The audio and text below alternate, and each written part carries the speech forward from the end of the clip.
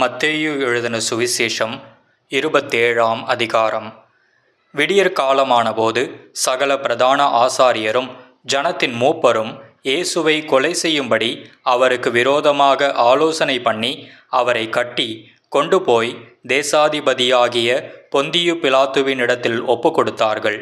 அப்பொழுது அவரை காட்டிக் கொடுத்த யூதாஸ் அவர் மரணாக்கினைக்குள்ளாக தீர்க்கப்பட்டதைக் கண்டு மனஸ்தாபப்பட்டு அந்த 30 வெள்ளிக்காசை பிரதான ஆசாரியரிடத்திற்கும் மூப்பரிடத்திற்கும் திரும்ப கொண்டு வந்து, குற்றமில்லாத இரத்தத்தை நான் காட்டிக் கொடுத்ததினால் பாவம் செய்தேன் என்றான்.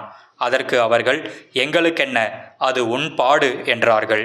அப்பொழுது அவன் அந்த வெள்ளிக்காசை தேவாலயத்திலே எறிந்துவிட்டு புறப்பட்டு போய் நான்று கொண்டு செத்தான்.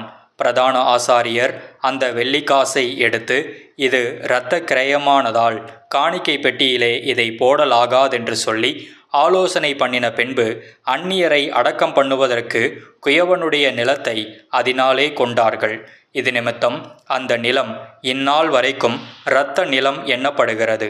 இஸ்ரவேல் புத்திரரால் மதிக்கப்பட்டவருக்கு கிரயமாகிய 30 வெள்ளிக்காசை அவர்கள் எடுத்து, கர்த்தர் எனக்கு கற்பித்தபடி குயவனுடைய நிலத்திற்காக அதை கொடுத்தார்கள் என்று எரேமியா தீர்க்கதரிசியால் உரைக்கப்பட்டது அப்பொழுது நிறைவேறிற்று. இயேசு தேசாதிபதிக்கு முன்பாக நின்றார். தேசாதிபதி அவரை நோக்கி, நீ யூதருடைய ராஜாவா என்று கேட்டான். அதற்கு இயேசு, நீர் சொல்லுகிறபடிதான் என்றார். பிரதான ஆசாரியரும் மூப்பரும் அவர் மேல் குற்றஞ்சாட்டுகையில் அவர் மாறுத்தரம் ஒன்றும் சொல்லவில்லை. அப்பொழுது பிலாத்து அவரை நோக்கி, இவர்கள் உன்மேல் எத்தனையோ குற்றங்களை சாட்டுகிறார்களே, நீ அவைகளை கேட்கவில்லையா என்றான். அவரோ ஒரு வார்த்தையும் மாறுத்தரமாக சொல்லவில்லை. அதனால் தேசாதிபதி மிகவும் ஆச்சரியப்பட்டான். காவல் பண்ணப்பட்டவர்களில் எவனை விடுதலையாக்க வேண்டுமென்று ஜனங்கள் கேட்டுக்கொள்வார்களோ அவனை அவர்களுக்காக விடுதலையாக்குவது பண்டிகை தோறும் தேசாதிபதிக்கு வழக்கமாயிருந்தது. அப்பொழுது காவல் பண்ணப்பட்டவர்களில் பரபாஸ் என்னப்பட்ட பேர் போன ஒருவன் இருந்தான். பொறாமையினாலே அவரை ஒப்பு கொடுத்தார்கள் என்று பிலாத்து அறிந்து அவர்கள் கூடியிருக்கையில் அவர்களை நோக்கி, எவனை நான் உங்களுக்கு விடுதலையாக்க வேண்டும் என்று இருக்கிறீர்கள்? பரபாசையோ கிறிஸ்து என்னப்படுகிற இயேசுவையோ என்று கேட்டான்.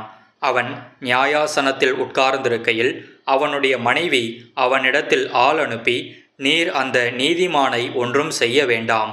அவர் நிமித்தம் இன்றைக்கு சொப்பனத்தில் வெகு பாடுபட்டேன் என்று சொல்லச் சொன்னாள். பரபாசை விட்டுவிட கேட்டுக்கொள்ளவும் இயேசுவை கொலை செய்விக்கவும் பிரதான ஆசாரியரும் மூப்பரும் ஜனங்களை ஏவி விட்டார்கள். தேசாதிபதி ஜனங்களை நோக்கி, இவ்விருவரில் எவனை நான் உங்களுக்கு விடுதலையாக்க வேண்டும் என்று கேட்டான். அதற்கு அவர்கள், பரபாசை என்றார்கள். பிலாத்து அவர்களை நோக்கி, அப்படியானால் கிறிஸ்து என்னப்பட்ட இயேசுவை நான் என்ன செய்ய வேண்டும் என்று கேட்டான். அவனை சிலுவையில் அறைய வேண்டும் என்று எல்லாரும் சொன்னார்கள். தேசாதிபதியோ, ஏன், என்ன பொல்லாப்பு செய்தான் என்றான். அதற்கு அவர்கள், அவனை சிலுவையில் அறைய வேண்டும் என்று அதிகமாய் கூக்குரலிட்டு சொன்னார்கள். கலகம் அதிகமாகிறதே அல்லாமல் தன் பிரயத்தனத்தினாலே பிரயோஜனமில்லை என்று பிலாத்து கண்டு தண்ணீரை அள்ளி ஜனங்களுக்கு முன்பாக கைகளை கழுவி, இந்த நீதிமானுடைய இரத்தப்பழிக்கு நான் குற்றமற்றவன், நீங்களே பார்த்து கொள்ளுங்கள் என்றான். அதற்கு ஜனங்கள் எல்லாரும், இவனுடைய இரத்தப்பழி எங்கள் மேலும் எங்கள் பிள்ளைகள் மேலும் இருப்பதாக என்று சொன்னார்கள். அப்பொழுது அவன் பரபாசை அவர்களுக்கு விடுதலையாக்கி இயேசுவையோ வாரினால் அடிப்பித்து சிலுவையில் அறையும்படிக்கு ஒப்பு கொடுத்தான்.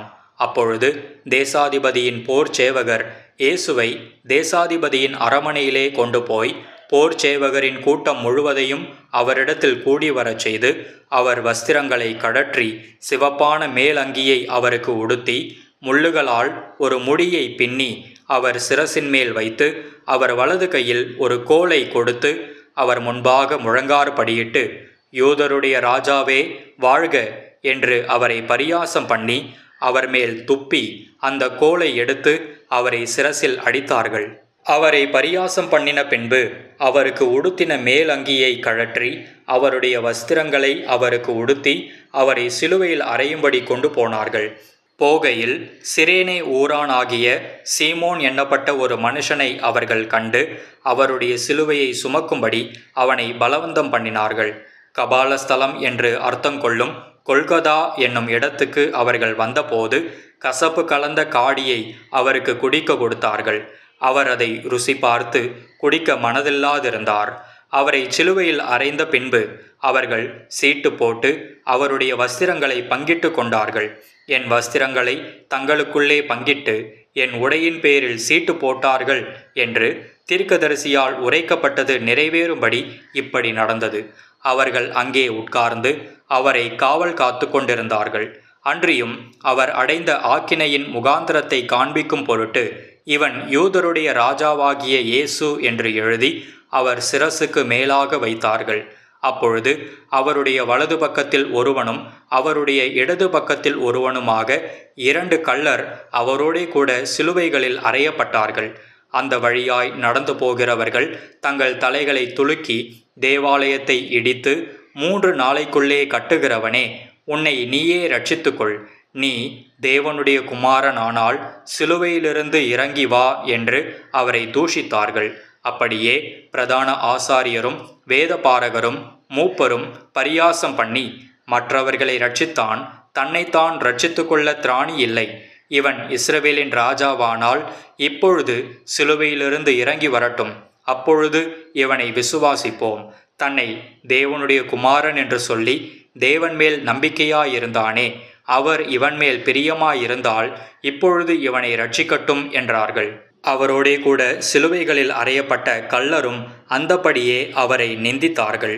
6ஆம் மணி நேரம் முதல் 9ஆம் மணி நேரம் வரைக்கும் பூமி எங்கும் அந்தகாரம் உண்டாயிற்று. 9ஆம் மணி நேரத்தில் இயேசு ஏலி ஏலி லாமா சபக்தானி என்று மிகுந்த சத்தமிட்டு கூப்பிட்டார்.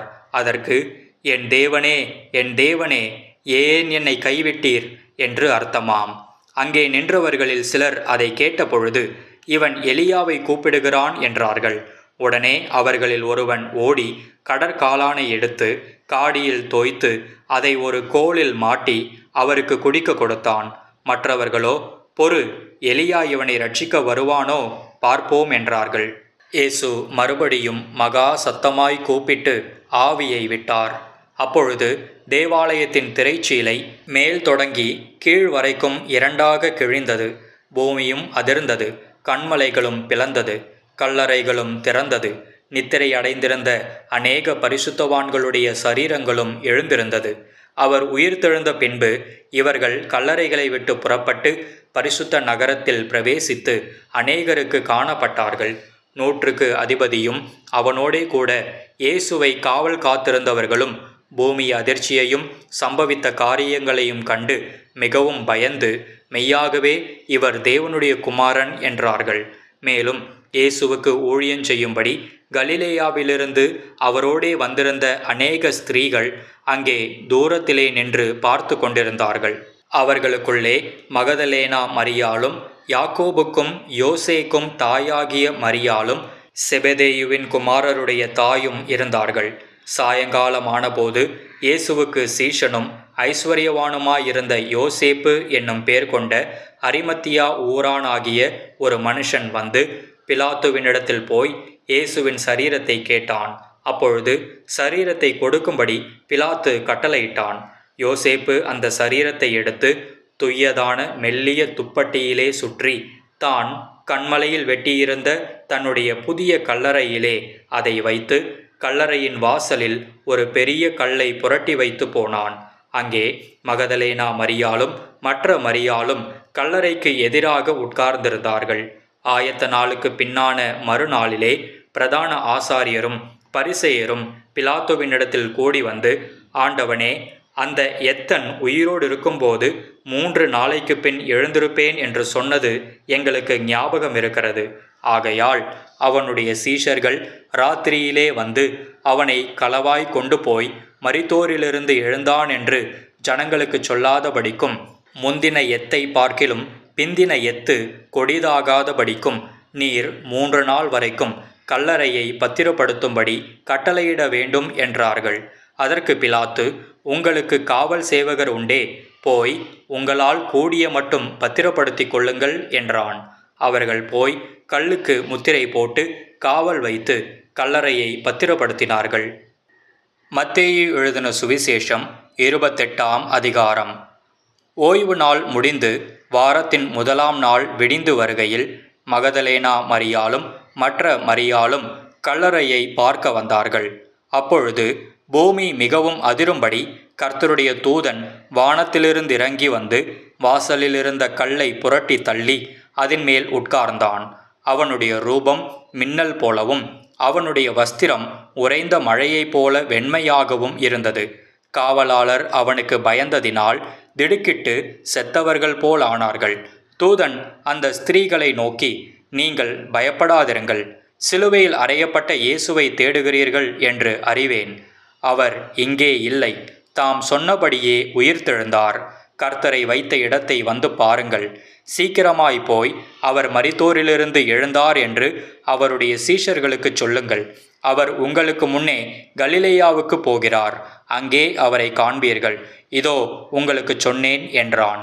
அவர்கள் பயத்தோடும் மகா சந்தோஷத்தோடும் கல்லறையை விட்டு சீக்கிரமாய் புறப்பட்டு அவருடைய சீஷர்களுக்கு அறிவிக்க ஓடினார்கள். அவர்கள் அவருடைய சீஷர்களுக்கு அறிவிக்க போகிற போது இயேசு தாமே அவர்களுக்கு எதிர்பட்டு வாழ்க என்றார். அவர்கள் கிட்ட வந்து அவர் பாதங்களை தழுவி அவரை பணிந்து கொண்டார்கள். அப்பொழுது இயேசு அவர்களை நோக்கி, பயப்படாதிருங்கள், நீங்கள் போய் என் சகோதரர் கலிலேயாவுக்கு போகும்படி அவர்களுக்கு சொல்லுங்கள், அங்கே அவர்கள் என்னை காண்பார்கள் என்றார். அவர்கள் போகையில் காவல் சேவகரில் சிலர் நகரத்துக்குள்ளே வந்து நடந்த யாவற்றையும் பிரதான ஆசாரியருக்கு அறிவித்தார்கள். இவர்கள் மூப்பரோடே கூடி வந்து ஆலோசனை பண்ணி சேவகருக்கு வேண்டிய பணத்தை கொடுத்து, நாங்கள் நித்திரை பண்ணுகையில் அவனுடைய சீஷர்கள் ராத்திரியிலே வந்து அவனை களவாய் கொண்டு போய் விட்டார்கள் என்று சொல்லுங்கள். இது தேசாதிபதிக்கு கேள்வியானால் நாங்கள் அவரை சம்மதப்படுத்தி உங்களை தப்புவிப்போம் என்றார்கள். அவர்கள் பணத்தை வாங்கி கொண்டு தங்களுக்கு போதிக்கப்பட்டபடியே செய்தார்கள். இந்த பேச்சு யூதருக்குள்ளே இந்நாள் வரைக்கும் பிரசித்தமாயிருக்கிறது. 11 சீஷர்களும் கலிலேயாவிலே இயேசு தங்களுக்கு குறித்திருந்த மலைக்கு போனார்கள். அங்கே அவர்கள் அவரை கண்டு பணிந்து கொண்டார்கள். சிலரோ சந்தேகப்பட்டார்கள். அப்பொழுது இயேசு சமீபத்தில் வந்து அவர்களை நோக்கி, வானத்திலும் பூமியிலும் சகல அதிகாரமும் எனக்கு கொடுக்கப்பட்டிருக்கிறது. ஆகையால் நீங்கள் புறப்பட்டு போய் சகல ஜாதிகளையும் சீஷராக்கி பிதா குமாரன் பரிசுத்த ஆவியின் நாமத்திலே அவர்களுக்கு ஞானஸ்நானம் கொடுத்து, நான் உங்களுக்கு கட்டளையிட்ட யாவையும் அவர்கள் கைக்கொள்ளும்படி அவர்களுக்கு உபதேசம் பண்ணுங்கள். இதோ உலகத்தின் முடிவு பரியந்தம் சகல நாட்களிலும் நான் உங்களுடனே கூட இருக்கிறேன் என்றார். ஆமேன்.